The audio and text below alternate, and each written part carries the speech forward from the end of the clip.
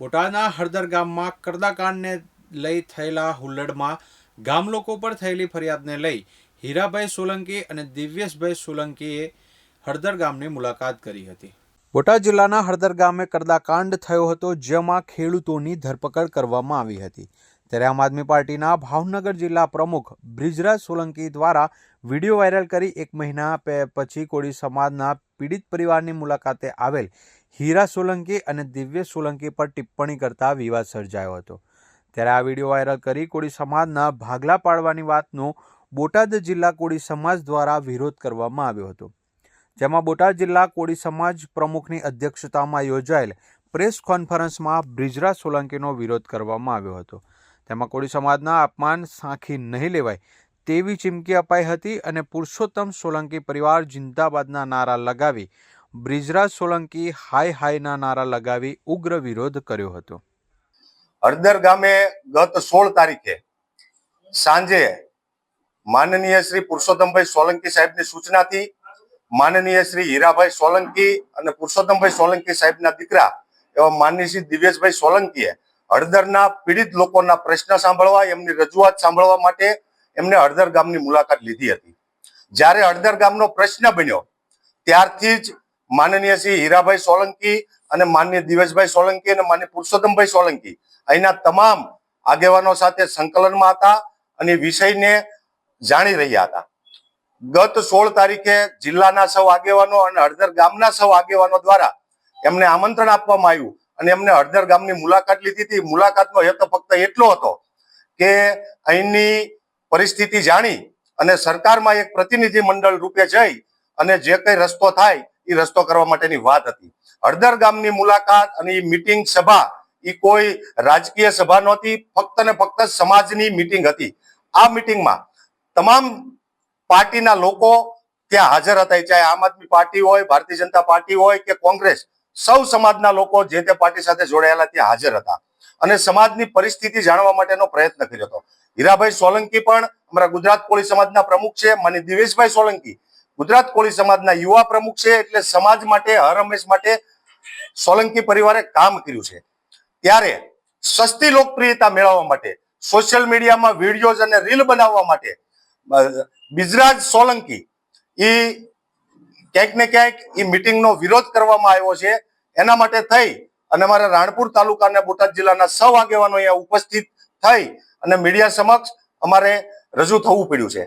ખાસ કરીને હું વાત કરું તો વર્ષોથી માની શ્રી પુરુષોત્તમભાઈ સોલંકી હોય, માન્ય હીરાભાઈ સોલંકી હોય કે સોલંકી પરિવાર હોય અને ખાસ કરીને દિવ્યેશભાઈ સોલંકી હોય, એ છેલ્લા 30-35 વર્ષથી આ સોલંકી પરિવાર કોળી સમાજનું ઉત્થાન માટે, કોળી સમાજને કે અત્યાચાર ન થાય એ માટે કામ કરી રહ્યો છે અને વર્ષોથી સમાજ માટે, રાષ્ટ્ર માટે કામ કરી રહ્યો છે.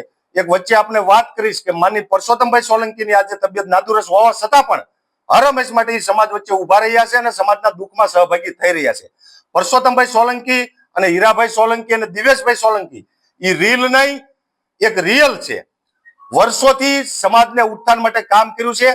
હું બ્રિજરાજ સોલંકીને આજ આ મીડિયાના માધ્યમથી કહેવા માંગુ છું કે વર્ષો પહેલા, આજથી 30-35 વર્ષ પહેલા તમે જે ભાવનગરમાં રહ્યો છો, તમારા પૂજ્ય પિતાશ્રીને પૂછજો કે ભાવનગરની પરિસ્થિતિ શું હતી.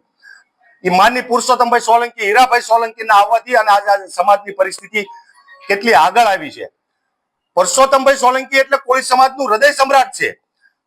ગુજરાત કોળી સમાજના હરેક વ્યક્તિના દિલમાં પુરુષોત્તમભાઈ સોલંકી, હીરાભાઈ સોલંકી અને દિવ્યેશભાઈ સોલંકી વસેલા છે.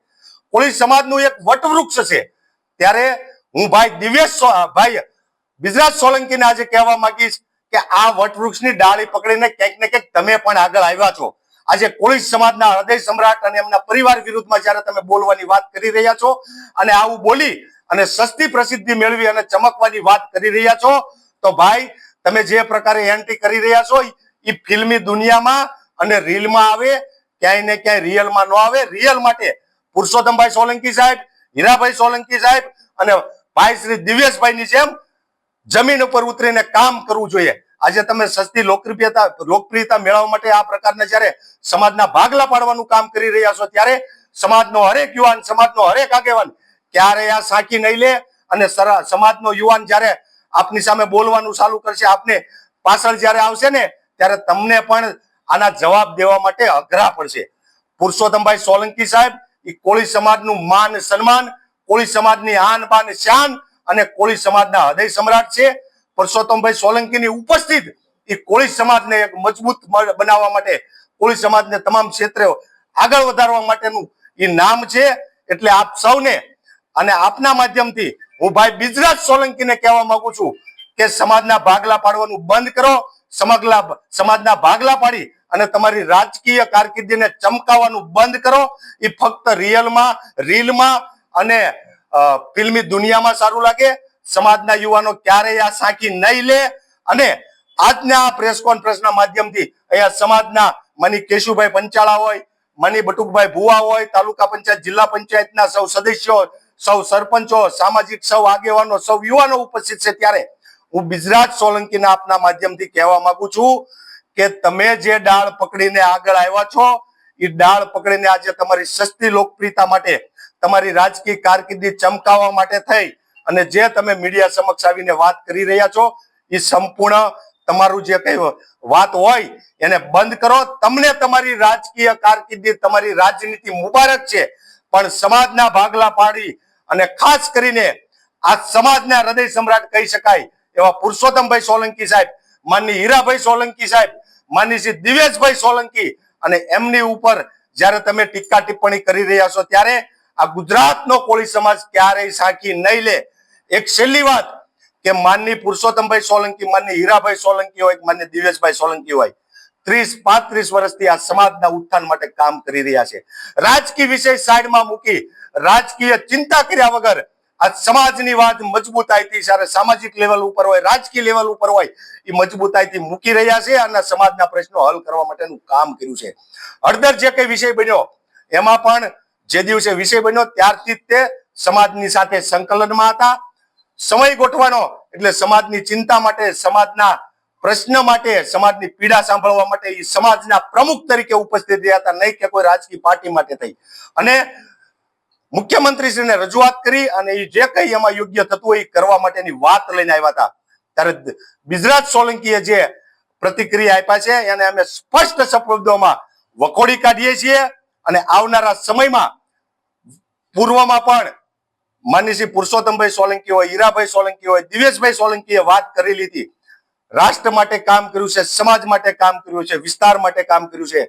એ હું ઘટના યાદ કરું કે અક્ષરધામમાં જયારે આતંકવાદી હુમલો થયો ત્યારે અમારા ગુજરાત કોળી સમાજના પ્રમુખ માની હીરાભાઈ સોલંકી પોતાનું હથિયાર લઈ અને આતંકવાદીઓ સાથે જયારે બાદ ભીડી હતી, આવા આગેવાનો માની પુરુષોત્તમભાઈ સોલંકીએ પોતાનું સંપૂર્ણ જીવન આ વિસ્તાર માટે, આ સમાજ માટે જયારે ખપાવી દીધું છે, ત્યારે એમના પરિવાર ઉપર તમે આવી સસ્તી લોકપ્રિયતા મેળવવા માટે જયારે તમે નિવેદન કરી રહ્યા છો ત્યારે ક્યાંક ને ક્યાંક તમે પણ, તમારા પૂજ્ય બાપુજી પણ, રાજુભાઈ સોલંકી પણ એમની આંગળી પકડી, એમની ઈ વટવૃક્ષની ડાળી પકડી અને આગળ આવ્યા છો. એટલે તમને તમારી રાજકીય મુબારક છે, પણ ક્યાંક ને ક્યાંક આ સમાજના યુવાન તરીકે આપને કહેવા માંગુ છું કે કોળી સમાજના ભાગલા પાડવાનું બંધ કરો. આ પરિવાર, સોલંકી પરિવાર, પુરુષોત્તમભાઈ હોય, માની હીરાભાઈ હોય, માની દિવ્યેશભાઈ હોય, એમની વિરુદ્ધ બનવાનું બંધ કરજો, નહીતર આ સમાજ ક્યારેય સાંખી નહીં લે અને સમાજ યોગ્ય જગ્યાએ, યોગ્ય તબક્કે અને યોગ્ય સમયે તમને જડબા તોડ જવાબ આપશે. આ તબક્કે આપ સૌનું હું સ્વાગત કરું છું અને કોળી સમાજનો હરેક યુવાન માનની શ્રી પુરુષોત્તમભાઈ સોલંકી, માનની શ્રી હીરાભાઈ સોલંકી અને માનની શ્રી દિવ્યેશભાઈ સોલંકીની સાથે હતો, સાથે છે અને સાથે રહેવા. ગઈ 16 રવિવારના દિવસે અમારા ગુજરાત રાજ્યના પ્રમુખ એવા હીરાભાઈ સોલંકી અને યુવા પ્રમુખ ભાઈ દિવ્યેશભાઈ સોલંકી હળદર મુકામે આવેલા અને સામાજિક મિટિંગ હોય અને એને રાજકીય રંગ આપતા હોય જે બિજરાજ સોલંકી, તો એ અમે સાખી નહીં લેવી અને એનો જવાબ અમે જડબા તોડ આપશું. સમાજના ભાગલા પાડવાનું બંધ કરો. જે વ્યક્તિએ તમે જેની આંગળી ચાલીને આવેલા છો અને અત્યારે એના વિરોધમાં બોલો છો,